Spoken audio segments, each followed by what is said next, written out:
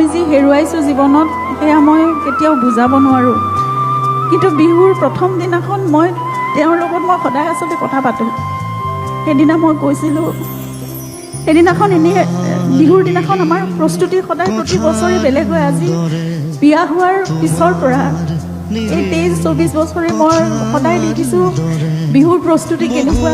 এই দিনটোত সেই দিনটোৰ পৰা আৰম্ভ কৰি কেনেদৰে কি পিন্ধিব, কি কৰিব, কেনেকৈ ক'লৈ যাম, 1.5 মাহ 2 মাহৰ বাবে আমাৰ প্ৰস্তুতি গোটেই ঘৰখনত মানে কেনেকুৱা এটা পৰিৱেশ থাকে। কিন্তু সেইদিনা সকলো একেবাৰে নিস্তব্ধ, কিবা একো নাছিল শূন্যতাৰ বাহিৰে।